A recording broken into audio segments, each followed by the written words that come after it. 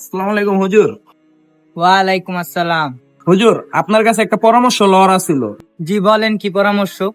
হয়েছে কি হুজুর, আপনি তো জানেন এই এলাকার ভিতরে সবচেয়ে বড় গুন্ডা আমি। 99টা খুনও করছি, এটাও জানেন। এখন যদি আমি আল্লাহর কাছে তওবা একটা ভালো হই, তাহলে কি আমি ভালো হইতে পারবো? আস্তাক ফিরুল্লাহ, 99টা খুন করে লাইছেন। আপনার মতো তো কাফিরই হয় না। আই হ্যাঁ, আল্লাহ তো আপনার মাফ করবো না। আমি যদি ভালোই না হইতে পারি, তাহলে আপনার মাইরা 100টা খুন আমি পূরণ করে আলাই। ওই মার।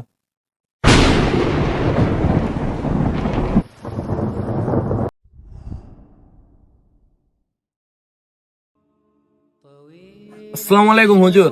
ওয়ালাইকুম আসসালাম ওয়া রাহমাতুল্লাহি ওয়া বারাকাতুহু। হুজুর, আপনার কাছে আমার একটা পরামর্শ লওয়ার ছিল। জি বলেন, কি পরামর্শ? হুজুর, হয়েছে কি, আমি একটু আগে একটা খুন করে 100টা খুন পূরণ করলাম। এখন যদি আমি আল্লাহর কাছে তওবা একটা ভালো হইতে চাই, তাহলে আল্লাহকে আমাকে মাফ করবে?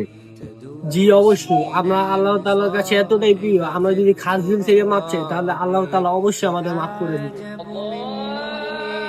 আচ্ছা ভাই, আজান দিয়ে দিয়েছে, চলেন আমরা নামাজ পড়ে আসি। আমরা এই ভিডিও থেকে এটাই শিখলাম যে মহান আল্লাহ তাআলার কাছে আমরা এতটাই প্রিয়, আমরা যতই ভুল করি না কেন, আমরা যদি খাস দিল আল্লাহর কাছে মাপ চাই, তাহলে আল্লাহ আমাদের মাফ করে দেন। ভিডিওটি ভালো লাগলে সবাই সাবস্ক্রাইব করে পাশে থাকেন।